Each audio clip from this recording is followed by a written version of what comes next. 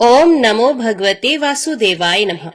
आज के वीडियो में आप सुनेंगे माघ मास महात्म्य के अध्याय 18 की कथा। पांचों कन्याएं विलाप करती हुई बहुत देर तक प्रतीक्षा करके अपने घर लौट गई। जब घर में आई तो माताओं ने कहा कि इतना विलंब तुमने क्यों कर दिया। तब कन्याओं ने कहा कि हम किन्नरियों के साथ क्रीड़ा करती हुई सरोवर पर थी और कहने लगी कि आज हम थक गई हैं और जाकर लेट गई। वशिष्ठ जी कहते हैं कि इस प्रकार आशय को छिपाकर वे विरह की मारी पड़ गई। उन्होंने घर में आकर किसी प्रकार की क्रीड़ा नहीं की। वे रात्रि उनको एक युग के समान बीती। सूर्य नारायण के उदय होते ही वे अपने आप को जीवित मानती हुई माताओं की आज्ञा लेकर गौरी पूजन करने वे कन्याएं वहां पर जाने लगी। उसी समय ब्राह्मण भी स्नान करने के लिए सरोवर पर आया। उसके आने पर कन्याओं ने वाह वाह किया। जैसे कमलिनी प्रातः काल सूर्य उदय को देखकर कहती है, उसको देखकर उनके नेत्र खुल गए और उस ब्रह्मचारी के पास चली गई। आपस में एक दूसरे का हाथ पकड़कर चारों तरफ से उसको घेर लिया और कहने लगी कि मूर्ख, उस दिन तो तू भाग गया था, लेकिन आज नहीं भाग सकता। हम लोगों ने तुमको घेर लिया है। ऐसे वचन सुनकर बाहुपाश में बंधे हुए ब्राह्मण ने मुस्कुराकर कहा, तुमने जो कुछ कहा सो ठीक ही है, परंतु मैं तो अभी विद्या अभ्यास और ब्रह्मचारी हूँ। गुरुकुल में मेरा विद्या अभ्यास पूरा नहीं हुआ है। पंडित को चाहिए कि जिस आश्रम में रहे उसके धर्म का पालन करे। इस आश्रम में मैं विवाह करना धर्म नहीं समझता। अपने व्रत का पालन करके और गुरु की आज्ञा पाकर ही विवाह कर सकता हूँ, उससे पहले नहीं कर सकता। बात सुनकर वह कन्याएं इस प्रकार बोली जैसे वैसाख मास में कोयल बोलती है। वे कहने लगी कि धर्म से अर्थ और अर्थ से काम और काम से धर्म के फल का प्रकाश होता है। ऐसा ही पंडित लोग और शास्त्र कहते हैं। हम काम सहित धर्म की अधिकता से आपके पास आई हैं, सो आप पृथ्वी के सब भोगों को भोगिए। उस ब्राह्मण ने कहा कि तुम्हारा वचन सत्य है, किंतु मैं अपने व्रत को समाप्त करके ही विवाह कर सकता हूँ, पहले नहीं कर सकता। तब वे कन्याएं कहने लगी कि तुम मूर्ख हो। अनोखी औषधि, ब्रह्म बुद्धि, रसायन सिद्धि, अच्छे कुल की सुंदर नारियां तथा मंत्र जिस समय प्राप्त हो तभी ग्रहण कर लेना चाहिए। कार्य को टालना अच्छा नहीं होता। केवल भाग्य वाले पुरुष ही प्रेम से पूर्ण, अच्छे कुल से उत्पन्न, स्वयंवर चाहने वाली कन्याओं को प्राप्त होते हैं। कहाँ हम अनोखी नारियां, कहाँ आप तपस्वी बालक।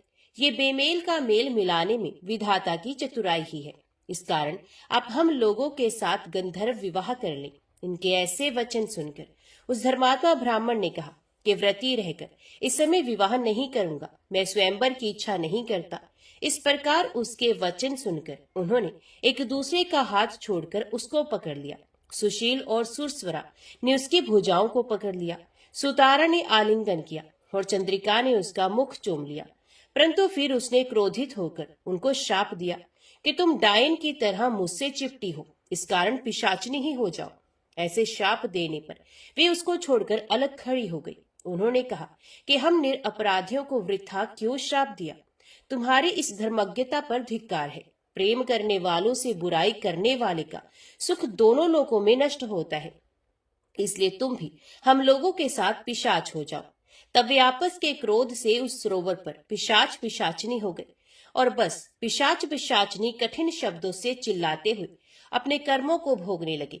वशिष्ठ जी कहने लगे कि हे राजन, इस प्रकार वह पिशाच उस सरोवर के इधर उधर फिरते रहे। बहुत समय के पश्चात मुनियों में श्रेष्ठ लोमश ऋषि पौष शुक्ल चतुर्दशी को उस अशोध सरोवर पर स्नान करने के लिए गए।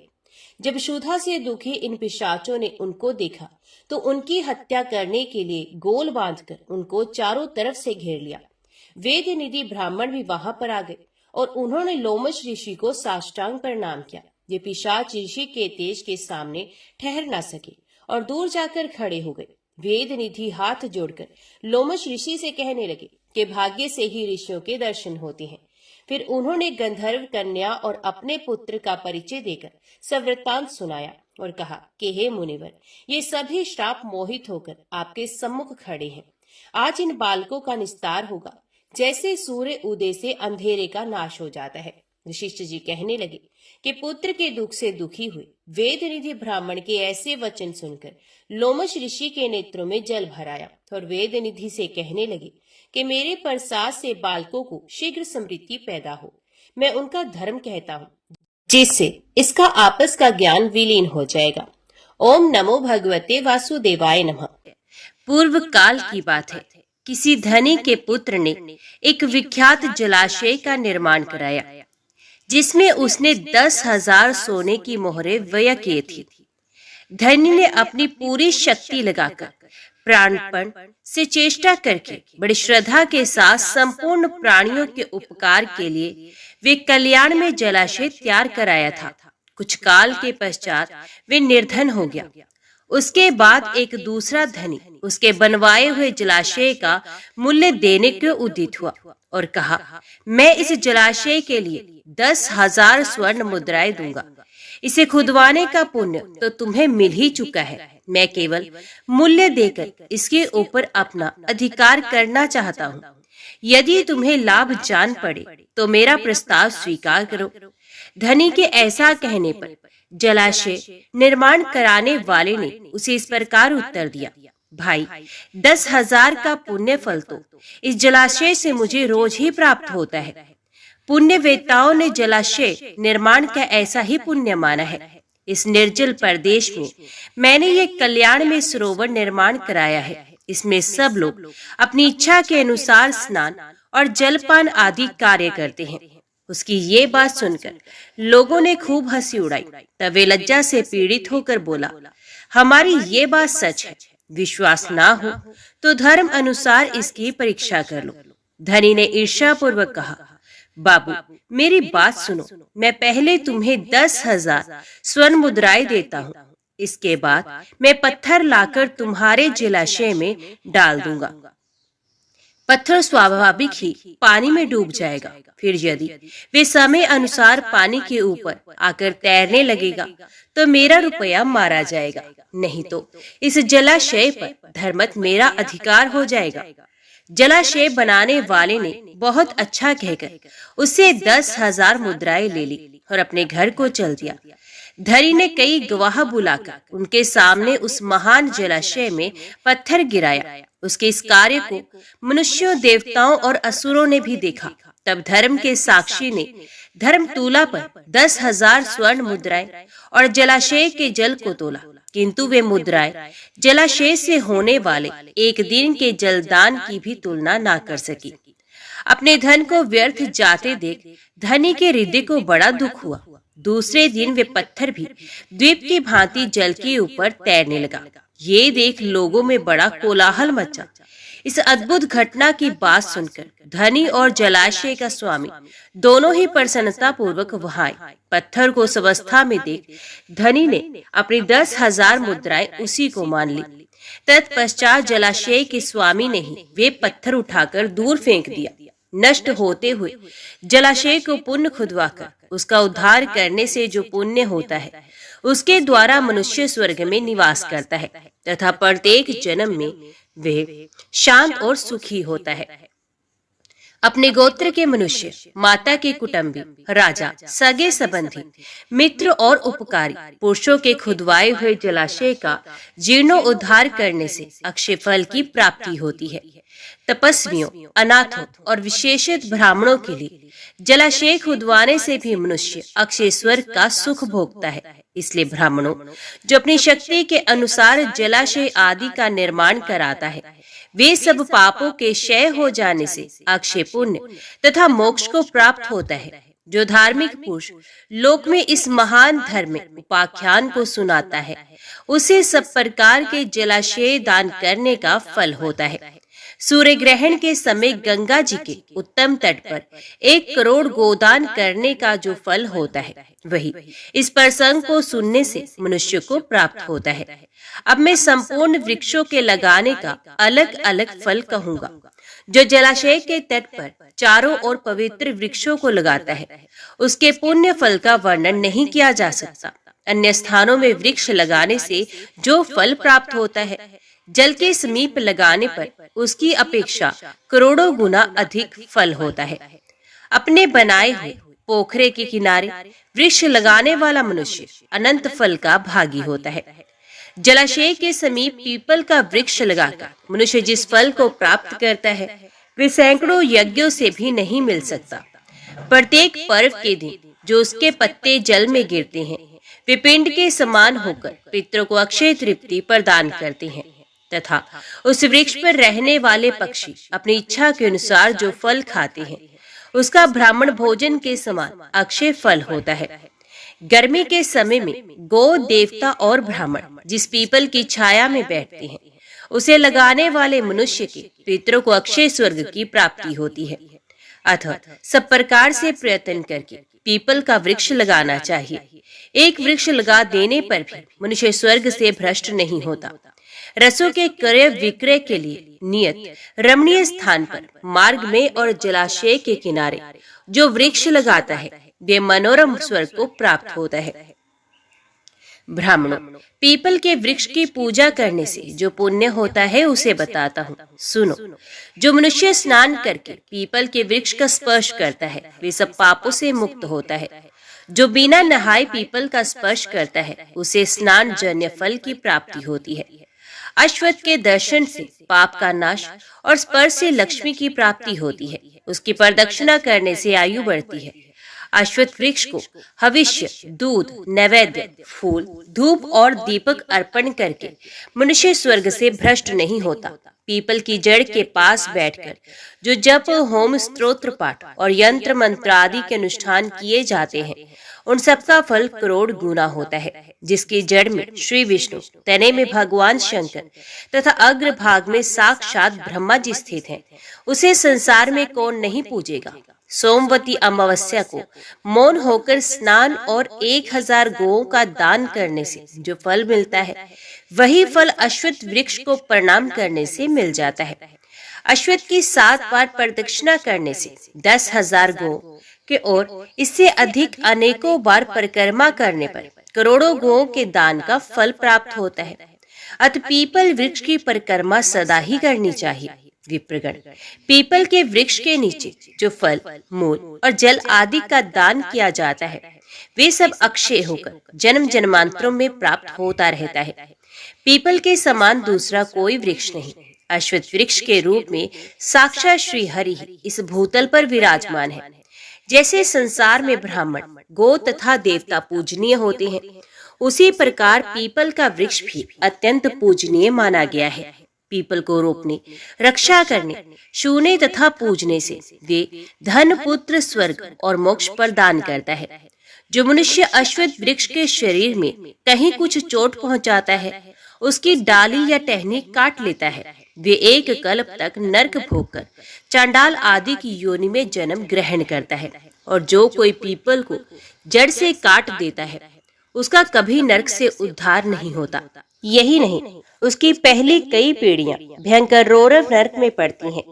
बेल के 8, बरगद के 7 और नीम के 10 वृक्ष लगाने का जो फल होता है, पीपल का एक पेड़ लगाने से भी वही फल होता है।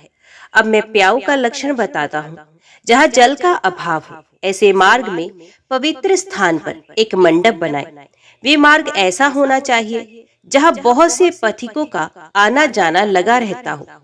वहाँ मंडप में जल का प्रबंध रखें और गर्मी, बरसात तथा शरद ऋतु में बटोहियों को जल पिलाते रहें।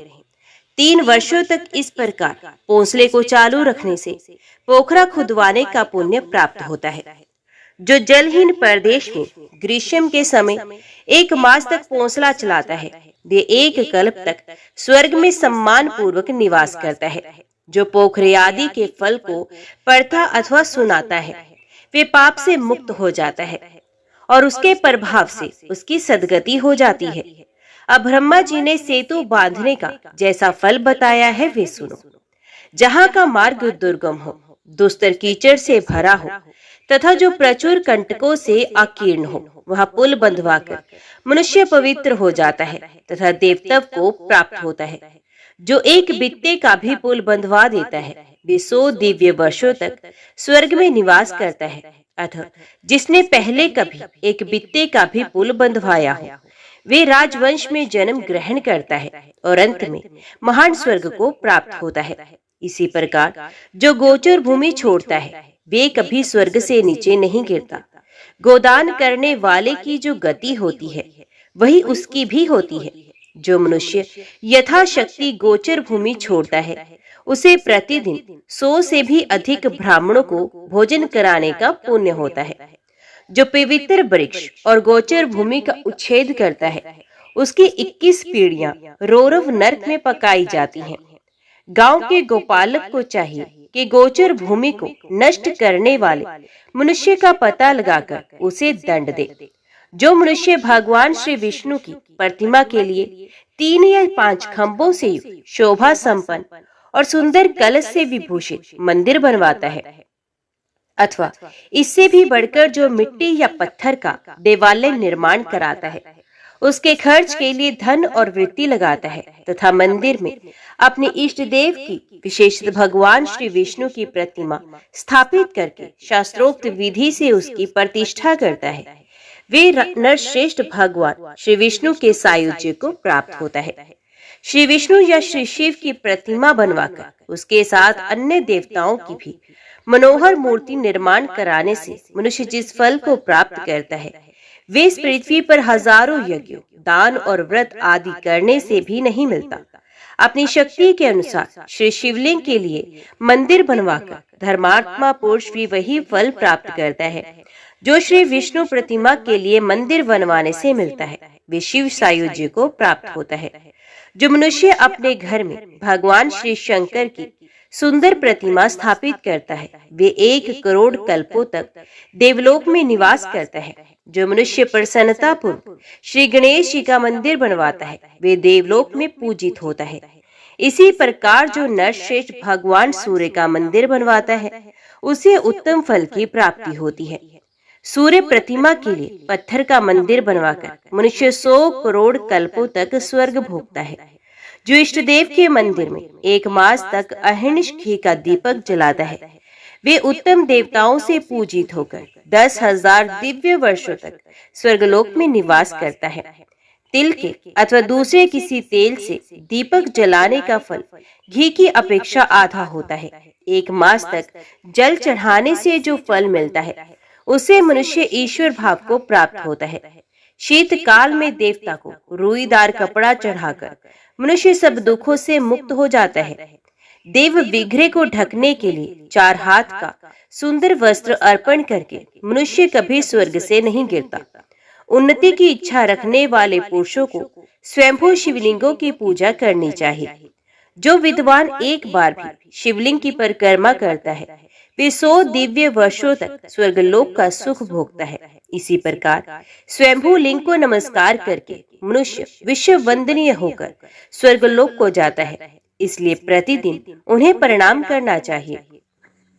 जो मनुष्य लिंग स्वरूप भगवान श्री शंकर के धन का अपहरण करता है वे रोरव नरक की यातना भोगकर अंत में कीड़ा होता है।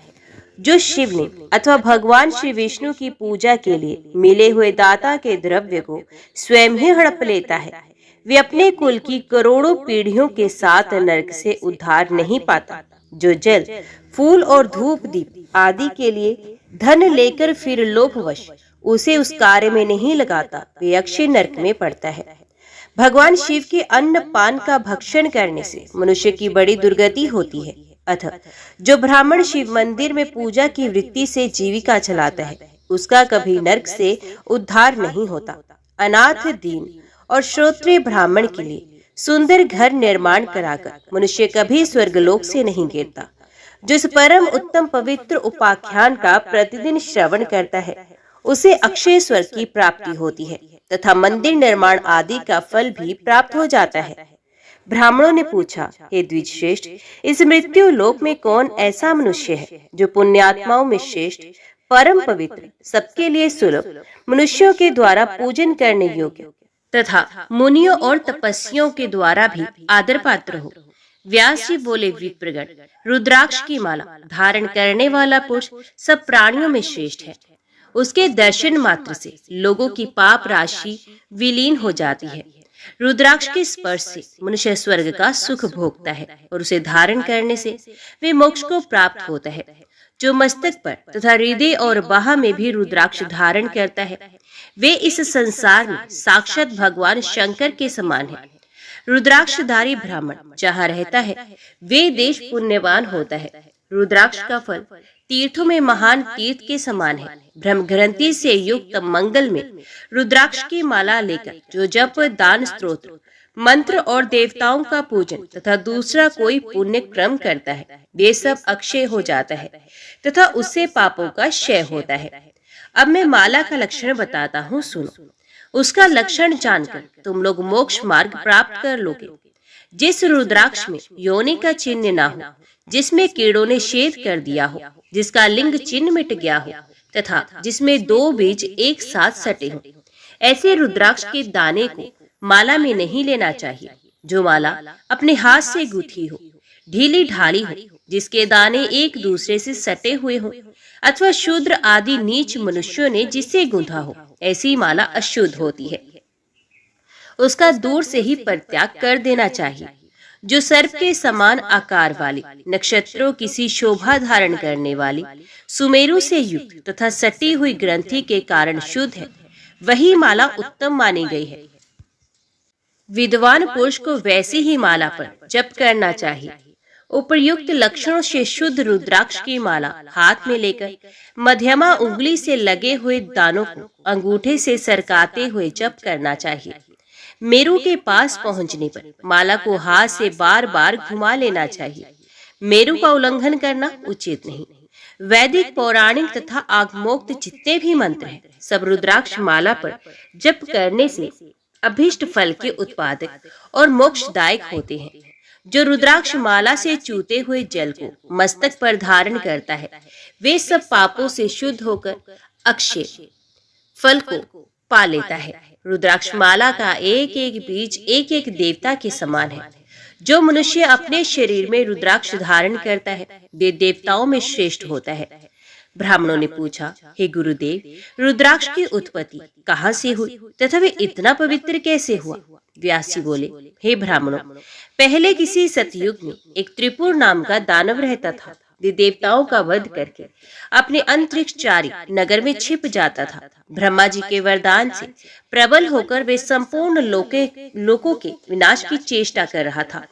एक समय देवताओं के निवेदन करने पर भगवान शंकर ने ये भयंकर समाचार सुना। सुनते ही उन्होंने अपने आजगव नामक धनुष पर विकराल बाण चढ़ाया और उस दानव को दिव्य दृष्टि देकर मार डाला। दानव आकाश से टूटकर गिरने वाली बहुत बड़ी लूका के समान इस पृथ्वी पर गिरा। इस कार्य में अत्यंत श्रम होने के कारण रुद्रदेव के शरीर से पसीने की बूंदें टपकने लगी। उन बूंदों से तुरंत ही पृथ्वी पर रुद्राक्ष का महान वृक्ष प्रकट हुआ। इसका फल अत्यंत गुप्त होने के कारण साधारण जीव उसे नहीं जानते। तदंतर एक दिन कैलाश के शिखर पर विराजमान हुए देवाधिदेव भगवान शंकर को प्रणाम करके कार्तिकेय जी ने कहा, तात, मैं रुद्राक्ष का यथार्थ फल जानना चाहता हूँ।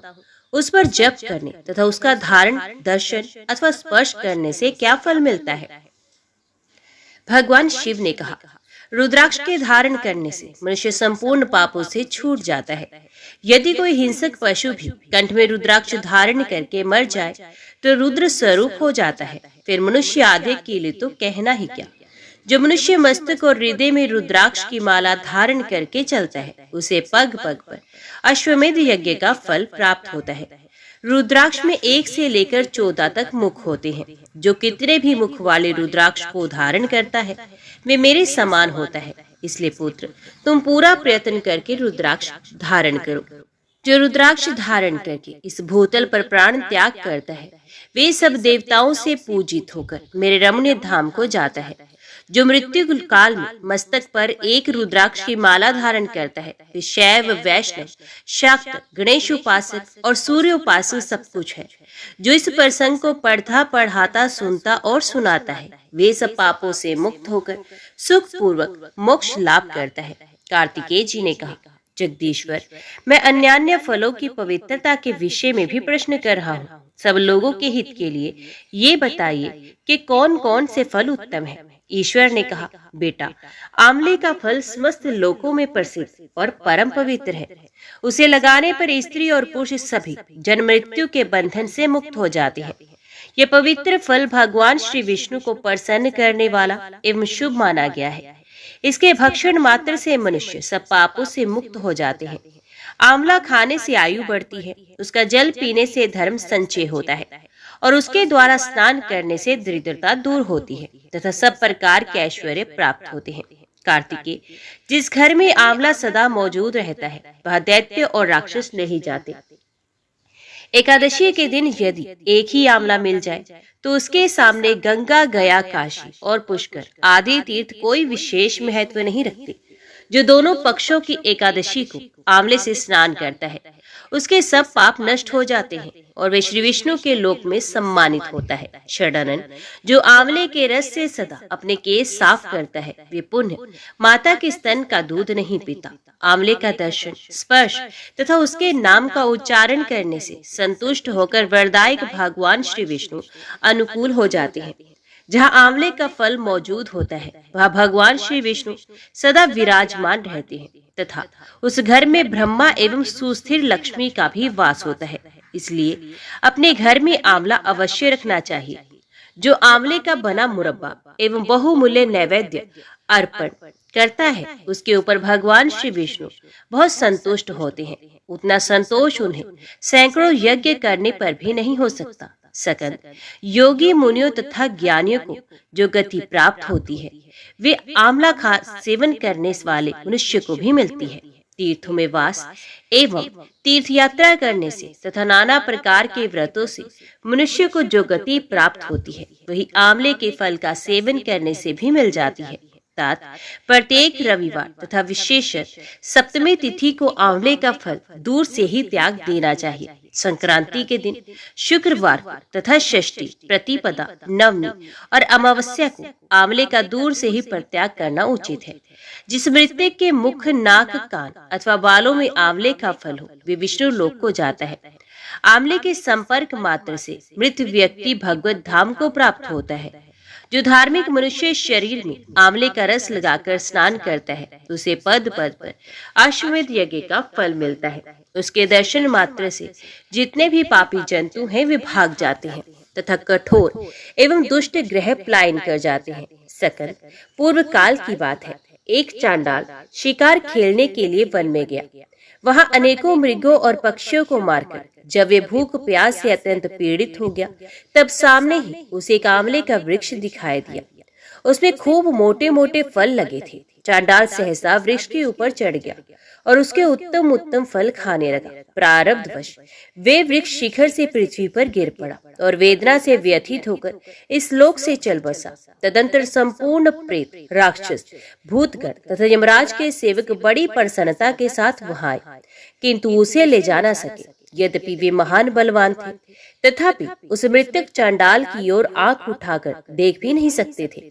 जब कोई भी उसे पकड़कर ले जा न सका तब वे अपनी असमर्थता देखकर मुनियों के पास जाकर बोले, ज्ञानी महर्षियों, चांडाल तो बड़ा पापी था, फिर क्या कारण है कि हम लोग तथा ये यमराज के सेवक उसकी ओर देख भी न सके। ये मेरा है, ये मेरा है कहते हुए हम लोग झगड़ा कर रहे हैं, किंतु उसे ले जाने की शक्ति नहीं रखते। क्यों और किसके प्रभाव से? ये उसकी ओर दृष्टिपात करना भी कठिन जान पड़ता है। मुनियों ने कहा, प्रेतगण, इस चांडाल ने आंवले के पके हुए फल खाए थे। उसकी डाल टूट जाने से उसके संपर्क में ही इसकी मृत्यु हुई है। मृत्यु काल में भी इसके आसपास बहुत से फल बिखरे पड़े हैं। इन्हीं सब कारणों से तुम लोगों का इसकी ओर देखना कठिन हो रहा है। इस पापी का आंवले से संपर्क रविवार को या और किसी निषिद्ध वेला में नहीं हुआ, इसलिए ये दिव्य लोक को प्राप्त होगा। प्रेत बोले, मुनीश्वरों, आप लोगों का ज्ञान उत्तम है, इसलिए हम आपसे एक प्रश्न पूछते हैं। जब तक यहाँ श्री विष्णु लोक से विमान नहीं आता तब तक आप लोग हमारे प्रश्न का उत्तर दे दें। जहाँ वेदों और नाना प्रकार के मंत्रों का गंभीर घोष होता है, जहाँ पुराणों और स्मृतियों का स्वाध्याय किया जाता है, वहाँ हम एक क्षण के लिए भी नहीं ठहर सकते। यज्ञ, होम, जप तथा देव पूजा आदि शुभ कार्यों के सामने हमारा ठहरना असंभव है। इसलिए हमें ये बताइए कि कौन सा कर्म करके मनुष्य प्रेत योनियों को प्राप्त होते हैं। हमें ये सुनने की भी इच्छा है कि उनका शरीर विकृत क्यों कर हो जाता है। ब्रह्म ऋषियों ने कहा, जो झूठी गवाही देते तथा वध और बंधन में पड़कर मृत्यु को प्राप्त होते हैं, वे नरक में पड़े हुए जीव ही प्रेत होते हैं। जो ब्राह्मणों के दोष ढूंढने में लगे रहते हैं और गुरुजनों के शुभ कर्मों में बाधा पहुंचाते हैं तथा जो श्रेष्ठ ब्राह्मणों को दिए जाने वाले दान में रुकावट डाल देते हैं, वे चिरकाल तक प्रेत योनि में पड़कर नरक से कभी उद्धार नहीं पाते। जो मूर्ख अपने और दूसरे के बैलों को कष्ट दे, उनसे बोझ ढोने का काम लेकर उनकी रक्षा नहीं करते, जो अपनी प्रतिज्ञा का त्याग करते, असत्य बोलते और व्रत भंग करते हैं तथा जो कमल के पत्ते पर भोजन करते हैं, वे सब इस पृथ्वी पर कर्म अनुसार प्रेत होते हैं।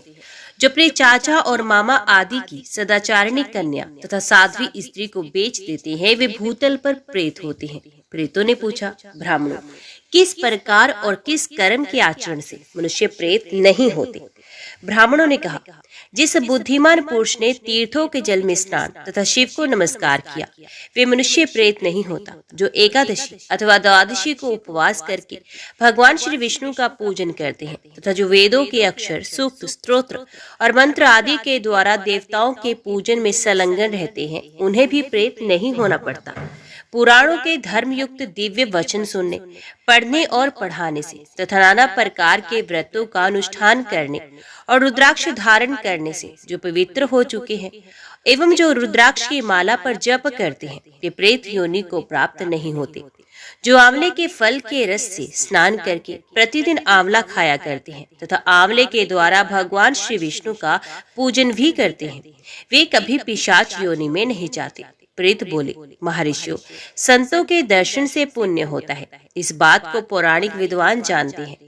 हमें भी आपका दर्शन हुआ है, इसलिए आप लोग हमारा कल्याण करें। धीर महात्माओं, जिस उपाय से हम सब लोगों को प्रेत योनि से छुटकारा मिले, इसका उपदेश कीजिए। हम आप लोगों की शरण में आए हैं। ब्राह्मण बोले, हमारे वचन से तुम लोग आंवले का भक्षण कर सकती हो, वे तुम्हारे लिए कल्याण कारक होगा।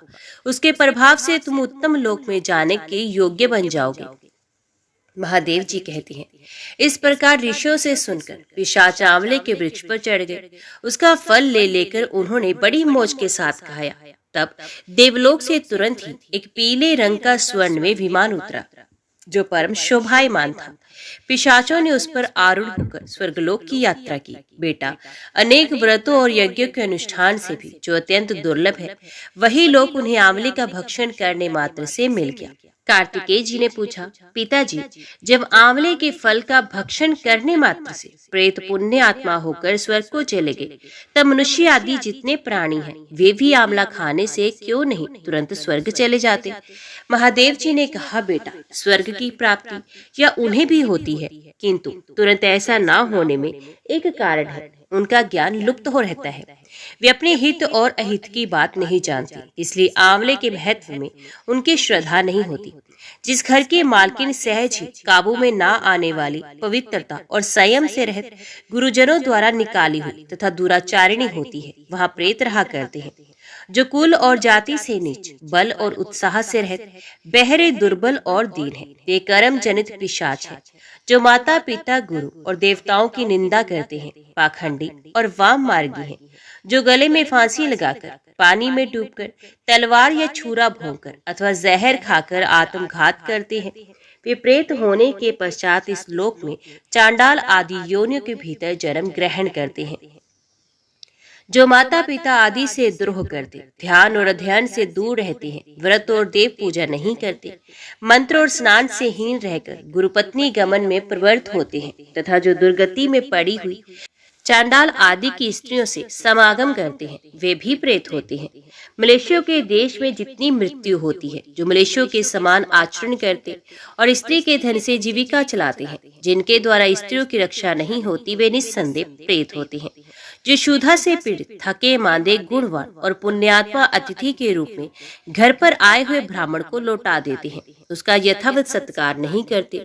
जो गोभक्षी मल्लेशियों के हाथ गोए बेचते हैं, जो जीवन भर स्नान, संध्या, वेद पाठ, यज्ञ अनुष्ठान और अक्षर ज्ञान से दूर रहते हैं, जो लोग झूठे शकोरे आदि और शरीर के मलमूत्र, तीर्थ भूमि में गिराते हैं वे निस्संदेह प्रेत होते हैं। जो स्त्रियां पति का परित्याग करके दूसरे लोगों के साथ रहती हैं वे चिरकाल तक प्रेत लोक में निवास करने के पश्चात चांडाल योनि में जन्म लेती हैं। जो विषयों और इंद्रियों से मोहित होकर पति को धोखा देकर स्वयं मिठाइयां उड़ाती हैं वे पापाचारिणी स्त्रियां चिरकाल तक इस पृथ्वी पर प्रेत होती हैं। जो मनुष्य बलपूर्वक दूसरे की वस्तुएं लेकर उन्हें अपने अधिकार में कर लेते हैं और अतिथियों का अनादर करते हैं वे प्रेत होकर नरक में पड़े रहते हैं। इसलिए जो आंवला खाकर उसके रस से स्नान करते हैं वे सब पापों से मुक्त होकर विष्णु लोक में प्रतिष्ठित होते हैं। अतः सब प्रकार से प्रयत्न करके तुम आंवले के कल्याण में फल का सेवन करो। जो इस पवित्र और मंगल में उपाख्यान का प्रतिदिन श्रवण करता है वे संपूर्ण पापों से शुद्ध होकर भगवान श्री विष्णु के लोक में सम्मानित होता है। जो सदा ही लोगों में वैष्णवों में आंवले के महात्म्य का श्रवण कराता है वे भगवान श्री विष्णु के सायुज्य को प्राप्त होता है, ऐसा पौराणिकों का कथन है।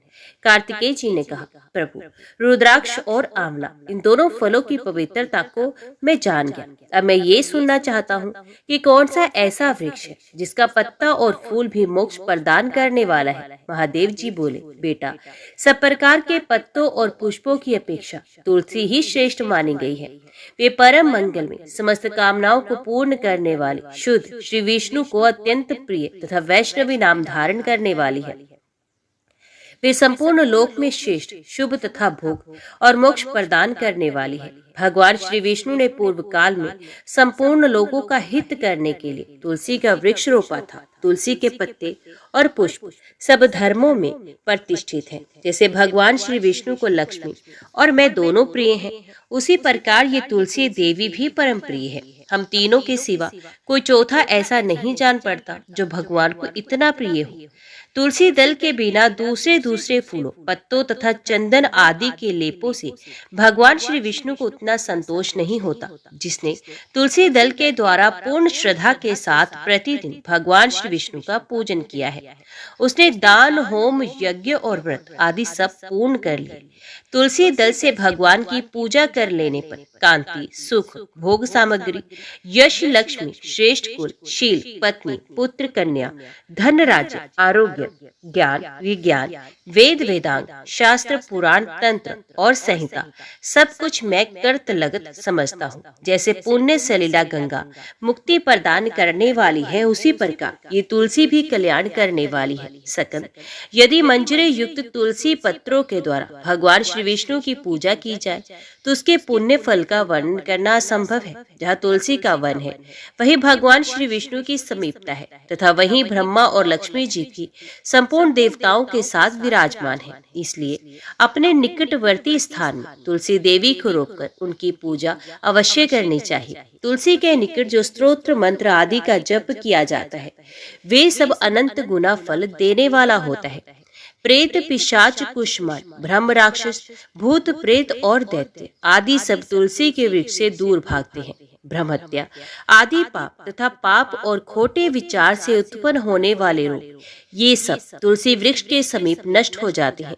जिसने श्री भगवान की पूजा के लिए पृथ्वी पर तुलसी का बगीचा लगा रखा है उसने उत्तम दक्षिणाओं से युक्त 100 यज्ञों का विधिवत अनुष्ठान पूर्ण कर लिया है। जो श्री भगवान के प्रतिमाओं तथा शालिग्राम शिलाओं पर चढ़े हुए तुलसी दल को प्रसाद के रूप में ग्रहण करता है वे श्री विष्णु के सायुज्य को प्राप्त होता है। जो श्री हरि की पूजा करके उन्हें निवेदन किए हुए तुलसी दल को अपने मस्तक पर धारण करता है वे पाप से शुद्ध होकर स्वर्गलोक को प्राप्त होता है। कलयुग में तुलसी का पूजन, कीर्तन, ध्यान, रोपण और धारण करने से वे पाप को जलाती और स्वर्ग एवं मोक्ष प्रदान करती है। जो तुलसी के पूजन आदि का दूसरों को उपदेश देता और स्वयं भी आचरण करता है वे भगवान श्री लक्ष्मीपति के परम धाम को प्राप्त होता है। जो वस्तु भगवान श्री विष्णु को प्रिय जान पड़ती है वे मुझे भी अत्यंत प्रिय है। श्राद्ध और यज्ञ आदि कार्यों में तुलसी का एक भी पत्ता महान पुण्य प्रदान करने वाला है। जिसने तुलसी की सेवा की है उसने गुरु, ब्राह्मण, देवता और तीर्थ सबका भली भांति सेवन कर लिया। इसलिए षडानन तुम तुलसी का सेवन करो। जो शिखा में तुलसी स्थापित करके प्राणों का परित्याग करता है वे पाप राशि से मुक्त होता है। राजस्व यज्ञ, भांति भांति के व्रत तथा संयम के द्वारा धीर पुरुष जिस गति को प्राप्त करता है वही उसे तुलसी की सेवा से मिल जाती है। तुलसी के एक पत्र से श्रीहरि की पूजा करके मनुष्य वैष्णव तत्व को प्राप्त होता है। उसके लिए अन्य शास्त्रों के विस्तार की क्या आवश्यकता है। जिसने तुलसी की शाखा तथा कोमल पत्तियों से भगवान श्री विष्णु की पूजा की है वे कभी माता का दूध नहीं पीता, उसका पुनर्जन्म नहीं होता। कोमल तुलसी दलों के द्वारा प्रतिदिन श्रीहरि की पूजा करके मनुष्य अपनी सैकड़ों और हजारों पीढ़ियों को पवित्र कर सकता है। तात, ये मैंने तुमसे तुलसी के प्रधान गुण बताए हैं। संपूर्ण गुणों का वर्णन तो बहुत अधिक समय लगाने पर भी नहीं हो सकता। ये उपाख्यान पुण्य राशि का संचय करने वाला जो प्रतिदिन इसका श्रवण करता है वे पूर्व जन्म के किए हुए पाप तथा जन्म मृत्यु के बंधन से मुक्त हो जाता है। बेटा, इस अध्याय के पाठ करने वाले पुरुष को कभी रोग नहीं सताते, अज्ञान उसके निकट नहीं आता, उसकी सदा विजय होती है। ब्राह्मणों ने कहा, गुरुदेव, हमने आपके मुख से तुलसी के पत्र और पुष्प का शुभ महात्म्य सुना जो भगवान श्री विष्णु को बहुत ही प्रिय है। अब हम लोग तुलसी के पुण्य में स्तोत्र का श्रवण करना चाहते हैं।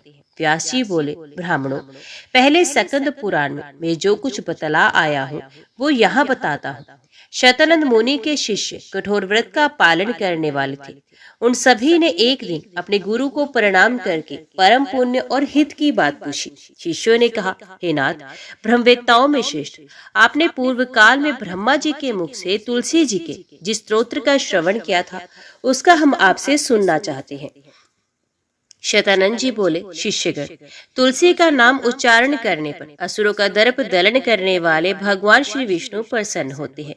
मनुष्यों के पाप नष्ट हो जाते हैं तथा उसे अक्षय पुण्य की प्राप्ति होती है, जिसके दर्शन मात्र से करोड़ों गोदान का फल होता है। उस तुलसी का पूजन और वंदन लोग क्यों ना करें। कलयुग के संसार में वे मनुष्य धन्य हैं जिनके घर में शालिग्राम शिला का पूजन संपन्न करने के लिए प्रतिदिन तुलसी का वृक्ष भूतल पर लहलहाता रहता है। जो कलयुग में भगवान श्री केशव की पूजा के लिए पृथ्वी पर तुलसी का वृक्ष लगाते हैं, उन पर यदि यमराज अपने किंकरों सहित रुष्ट हो जाए तो भी वे उनका क्या कर सकते हैं। तुलसी, तुम अमृत से उत्पन्न हो और केशव को सदा ही प्रिय हो। कल्याणी, मैं भगवान की सेवा के लिए तुम्हारे पत्तों को चुनता हूँ। तुम मेरे लिए वरदायिनी बनो। तुम्हारे श्रीअंगों से उत्पन्न होने वाले पत्रों और मंजरियों द्वारा मैं सदा ही जिस प्रकार श्री हरि का पूजन कर सकूं वैसा उपाय करो। पवित्रांगी तुलसी, तुम कली मल का नाश करने वाली हो। इस भाव के मंत्रों से जो तुलसी दलों को चुनकर उनसे भगवान वसुदेव का पूजन करता है उसकी पूजा का करोड़ों गुना फल होता है। देवेश्वरी, बड़े बड़े देवता भी तुम्हारे प्रभाव का गायन करते हैं। मुनि, सिद्ध, गंधर्व, पाताल निवासी, साक्षात नागराज शेष तथा संपूर्ण देवता भी तुम्हारे प्रभाव को नहीं जानते। केवल भगवान श्री विष्णु ही तुम्हारी महिमा को पूर्ण रूप से जानते हैं। जिस समय क्षीर समुद्र के मंथन का उद्योग प्रारंभ हुआ था उस समय श्री विष्णु के अनंतांश से तुम्हारा प्रादुर्भाव हुआ था। पूर्व काल में श्री हरि ने तुम्हें अपने मस्तक पर धारण किया था। देवी, उस समय श्री विष्णु के शरीर का संपर्क पाकर तुम परम पवित्र हो गई थी। तुलसी, मैं तुम्हें प्रणाम करता हूँ। तुम्हारे श्रीअंग से उत्पन्न पत्रों द्वारा जिस प्रकार श्री हरि की पूजा कर सकूं ऐसी कृपा करो जिससे मैं निर्विघ्नता पूर्वक परम गति को प्राप्त हो। साक्षात श्री कृष्ण ने तुम्हें गोमती तट पर लगाया और बढ़ाया था। वृंदावन में विचरते समय उन्होंने संपूर्ण जगत और गोपियों के हित के लिए तुलसी का सेवन किया। जगत प्रिय तुलसी, पूर्व काल में वशिष्ठ जी के कथन अनुसार श्री रामचंद्र जी ने भी राक्षसों का वध करने के उद्देश्य से सरयू के तट पर तुम्हें लगाया था। तुलसी देवी, मैं तुम्हें प्रणाम करता हूँ।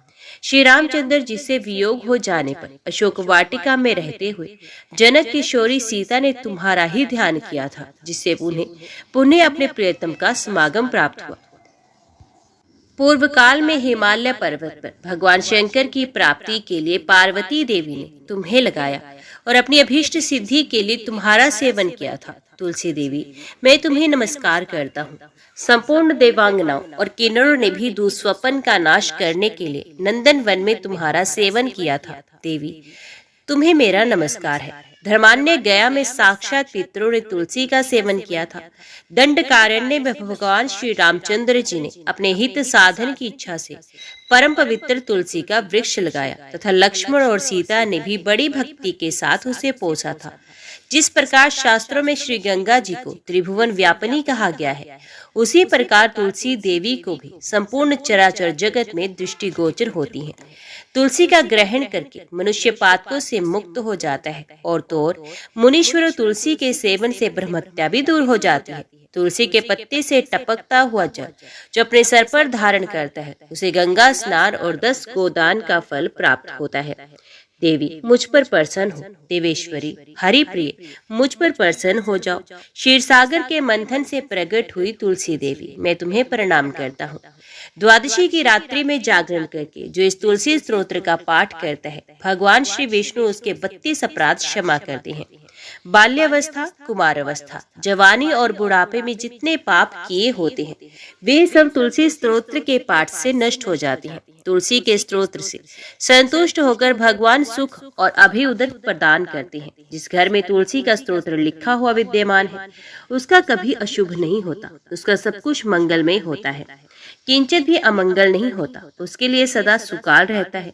वे घर प्रचुर धन धान्य से भरा रहता है। तुलसी स्तोत्र का पाठ करने वाले मनुष्य के हृदय में भगवान श्री विष्णु के प्रति अविचल भक्ति होती है और उसका वैष्णवों से कभी वियोग नहीं होता। इतना ही नहीं, उसकी बुद्धि कभी अधर्म में प्रवृत्त नहीं होती। जो द्वादशी की रात्रि में जागरण करके तुलसी स्तोत्र का पाठ करता है, उसे करोड़ों तीर्थों के सेवन का फल प्राप्त हो जाता है। ब्राह्मणों ने कहा, गुरुदेव, अब आप हमें कोई ऐसा तीर्थ बताइए जहाँ डुबकी लगाने से निश्चय ही समस्त पाप तथा दूसरे महापातक भी नष्ट हो जाते हैं। व्यास जी बोले, ब्राह्मणों, अविलंब सदगति का उपाय सोचने वाले सभी स्त्री पुरुषों के लिए गंगा जी ही एक ऐसा तीर्थ है जिनके दर्शन मात्र से सारा पाप नष्ट हो जाता है। गंगा जी के नाम का स्मरण करने मात्र से पातक, कीर्तन से अति पातक और दर्शन से भारी भारी पाप महापातक भी नष्ट हो जाते हैं। गंगा जी में स्नान, जल पान और पितरों का तर्पण करने से महापातकों की राशि का प्रतिदिन क्षय होता रहता है। जैसे अग्नि का संसर्ग होने से रुई और सूखे तिनके क्षण भर में भस्म हो जाते हैं, उसी प्रकार गंगा जी अपने जल का स्पर्श होने पर मनुष्यों के सारे पाप एक ही क्षण में दग्ध कर देती हैं। जो विधि पूर्वक संकल्प वाक्य का उच्चारण करते हुए गंगा जी के जल में पितरों के उद्देश्य से पिंडदान करता है, उसे प्रतिदिन 100 यज्ञों का फल मिलता है। जो लोग गंगा जी के जल में अथवा तट पर आवश्यक सामग्रियों से तर्पण और पिंडदान करते हैं, उन्हें अक्षय स्वर्ग की प्राप्ति होती है। जो अकेला भी गंगा जी की यात्रा करता है, उसके पितरों की कई पीढ़ियां पवित्र हो जाती हैं। एकमात्र उसी महापुण्य के बल पर वे स्वयं भी तरता है और पितरों को भी तार देता है। ब्राह्मणों, गंगा जी के संपूर्ण गुणों का वर्णन करने में चतुर्मुख ब्रह्मा जी भी समर्थ नहीं है, इसलिए मैं भागीरथी के कुछ ही गुणों का दर्शन कराता हूँ। मुनि, सिद्ध, गंधर्व तथा अन्य श्रेष्ठ देवता गंगा जी के तीर पर तपस्या करके स्वर्गलोक में स्थिर भाव से विराजमान हुए हैं। आज तक के वे वहां से इस संसार में नहीं लौटे। तपस्या, बहुत से यज्ञ, नाना प्रकार के व्रत तथा पुष्कल दान करने से जो गति प्राप्त होती है, गंगा जी का सेवन करके मनुष्य उस गति को पा लेता है। पिता पुत्र को, पत्नी प्रियतम को, संबंधी अपने संबंधी को तथा अन्य सब भाई बंधु भी अपने प्रिय बंधु को छोड़ देते हैं, किंतु गंगा जी उनका परित्याग नहीं करती। जिन श्रेष्ठ मनुष्यों ने एक बार भी भक्ति पूर्व गंगा में स्नान किया, कल्याण में गंगा उनकी लाख पीढ़ियों का भवसागर से उद्धार करती है। संक्रांति, व्यतिपात, चंद्र ग्रहण, सूर्य ग्रहण और पुष्य नक्षत्र में गंगा जी में स्नान करके मनुष्य अपने कुल की करोड़ पीढ़ियों का उद्धार कर सकता है। जो मनुष्य अंतकाल में अपने हृदय में भगवान श्री विष्णु का चिंतन करते हुए उत्तरायण के शुक्ल पक्ष में दिन को गंगा जी के जल में देह त्याग करते हैं, वे धन्य हैं। जो इस प्रकार भगीरथी के शुभ जल में प्राण त्याग करते हैं, उन्हें पुनरावर्ती रह स्वर्ग की प्राप्ति होती है।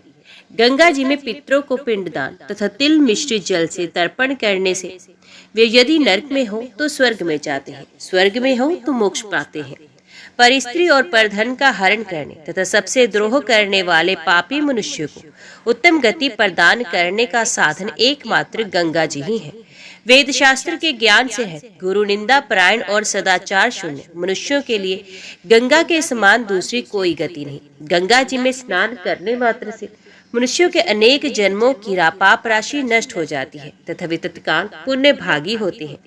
प्रभास क्षेत्र में सूर्य ग्रहण के समय 1,000 गोदान करने पर जो फल मिलता है वे गंगा जी में स्नान करने से प्रतिदिन प्राप्त होता है। गंगा जी का दर्शन करके मनुष्य पापों से छूट जाता है और उसके जल का स्पर्श करके स्वर्ग पाता है। अन्य कार्य के प्रसंग से भी गंगा जी में गोता लगाने पर वे मोक्ष प्रदान करती हैं। गंगा जी के दर्शन मात्र से परधन और परिस्थिति की अभिलाषा तथा परधर्म विषयक रुचि नष्ट हो जाती है। अपने आप जो कुछ मिल जाए उसी में संतोष करना, अपने धर्म में प्रवृत्त रहना तथा संपूर्ण प्राणियों के प्रति समान भाव रखना, ये सद्गुण गंगा जी में स्नान करने वाले मनुष्य के हृदय में स्वभावतः उत्पन्न होते हैं। जो मनुष्य गंगा जी का आश्रय लेकर सुख पूर्वक निवास करता है वही इस लोक में जीवन मुक्त और सर्वश्रेष्ठ है। उसके लिए कोई कर्तव्य शेष नहीं रह जाता। गंगा जी में या उनके तट पर किया हुआ यज्ञ, दान, तप, जप, श्राद्ध तथा देव पूजन प्रतिदिन कोटि कोटि गुना अधिक फल देने वाला होता है। अपने जन्म नक्षत्र के दिन गंगा जी के संगम में स्नान करके मनुष्य अपने कुल का उद्धार करता है। जो बिना श्रद्धा के भी पुण्य सलिला गंगा जी के नाम का कीर्तन करता है वे निश्चय ही धर्म का स्वर्ग का अधिकारी है। ये पृथ्वी पर मनुष्यों को, पाताल में नागों को और स्वर्ग में देवताओं को उतारती है। जानकर या अनजाने में, इच्छा से या अनिच्छा से गंगा में मरने वाला मनुष्य स्वर्ग और मोक्ष की प्राप्ति करता है। सत्वगुण में स्थित योग युक्त मनीषी पुरुष को भी जो गति मिलती है वही गंगा जी में प्राण त्यागने वाले देहधारियों को प्राप्त होती है। एक मनुष्य अपने शरीर का शोधन करने के लिए हजारों चंद्रायन व्रत करता है और दूसरा मनचाहा गंगा जी का जल पीता है। उन दोनों में गंगा जल का पान करने वाला पुरुष ही श्रेष्ठ है। मनुष्य के ऊपर तभी तक तीर्थों, देवताओं, वेदों का प्रभाव है जब तक वे गंगा जी को नहीं प्राप्त करता। भगवती गंगे, वायु देवता ने स्वर्ग, पृथ्वी और आकाश में 3.5 करोड़ तीर्थ बताए हैं। ये सब तुम्हारे जल में विद्यमान है। हे गंगे, तुम श्री विष्णु का चरणोदक होने के कारण परम पवित्र हो। तीनों लोकों में गमन करने से त्रिपथ गामिनी कहलाती हो। तुम्हारा जल धर्म में है, इसलिए तुम धर्म द्रवी के नाम से विख्यात हो। जानवी, मेरे पाप हर लो। भगवान श्री विष्णु के चरणों से तुम्हारा प्रादुर्भाव हुआ है। तुम श्री विष्णु द्वारा सम्मानित तथा वैष्णवी हो। मुझे जन्म से लेकर मृत्यु तक के पापों से बचाओ। महादेवी, हे भागीरथी, तुम श्रद्धा से, शोभाए संपन्न रज्जुकणों से तथा अमृत में जल से मुझे पवित्र करो। इस भाव के 3 श्लोकों को उच्चारण करते हुए जो गंगा जी के जल में स्नान करता है वे करोड़ जन्मों के पाप से निस्संदेह मुक्त होता है। अब मैं गंगा जी के मूल मंत्र का वर्णन करूंगा जिसे साक्षात श्री हरि ने बताया। उसका एक बार भी जप करके मनुष्य पवित्र हो जाता है तथा श्री विष्णु के श्री विग्रह में प्रतिष्ठित होता है। मंत्र इस प्रकार है। भगवान श्री नारायण से प्रकट हुई विश्व रूपिणी गंगा जी को बारंबार नमस्कार है। जो मनुष्य गंगा तीर की मिट्टी अपने मस्तक पर धारण करता है वे गंगा में स्नान किए बिना ही सब पापों से मुक्त हो जाता है। गंगा जी की लहरों से सटकर बहने वाली वायु यदि किसी के शरीर का स्पर्श करती है तो वे घोर पाप से शुद्ध होकर अक्षय स्वर्ग का उपभोग करता है। मनुष्य की हड्डी जब तक गंगा जी के जल में पड़ी रहती है उतनी ही 1000 वर्षों तक वे स्वर्गलोक में प्रतिष्ठित होता है। माता पिता, बंधु बांधव, अनाथ तथा गुरुजनों की हड्डी गंगा जी में गिराने से मनुष्य कभी स्वर्ग से भ्रष्ट नहीं होता। जो मानव अपने पितरों की हड्डियों के टुकड़े बटोरकर उन्हें गंगा जी में डालने के लिए ले जाता है वे पग पग पर अश्वमेध यज्ञ का फल पा लेता है। गंगा तीर पर बसे हुए गांव, पशु पक्षी, कीड़े मकोड़े तथा चर अचर सभी प्राणी धन्य हैं। विप्रवरों, जो गंगा जी से एक कोस के भीतर प्राण त्याग करते हैं वे मनुष्य देवता ही हैं। उससे बाहर के मनुष्य ही इस पृथ्वी पर मानव होते हैं। गंगा स्नान के लिए यात्रा करता हुआ यदि कोई मार्ग में ही मर जाता है तो वे भी स्वर्ग को जाता है। ब्राह्मणों, जो लोग गंगा जी की यात्रा करने वाले मनुष्यों को वहां का मार्ग बताते हैं उन्हें भी परम पुण्य की प्राप्ति होती है और वे भी गंगा स्नान का फल पाते हैं। जो पाखंडियों के संसर्ग से विचार शक्ति खो बैठने के कारण गंगा जी की निंदा करते हैं, वे घोर नरक में पड़ते हैं तथा वहां से फिर कभी उनका उद्धार होना कठिन है। जो सैकड़ों योजन दूर से भी गंगा गंगा कहता है, वे सब पापों से मुक्त हो श्री विष्णु लोक को प्राप्त होता है। जो मनुष्य कभी गंगा जी में स्नान के लिए नहीं गए, वे अंधे और पंगु के समान है, उनका इस संसार में जन्म लेना व्यर्थ है। जो गंगा जी के नाम का कीर्तन नहीं करते, वे नराधम जड़ के समान हैं। जो लोग श्रद्धा के साथ गंगा जी के महात्म्य का पठन पाठन करते हैं, वे धीर पुरुष स्वर्ग को जाते और पितरों तथा गुरुओं का उद्धार करते हैं। जो पुरुष गंगा जी की यात्रा करने वाले लोगों को राह खर्च के लिए अपनी शक्ति के अनुसार धन देता है, उसे भी गंगा जी में स्नान करने का फल मिलता है। दूसरे के खर्च से जाने वाले को स्नान का जितना फल मिलता है, उसे दूना फल खर्च देकर भेजने वाले को प्राप्त होता है। इच्छा से या अनिच्छा से किसी के भेजने या दूसरे की सेवा की मिस से भी जो परम पवित्र गंगा जी की यात्रा करता है, वे देवताओं के लोक में जाता है। ओम नमो भगवते वासुदेवाय नमः।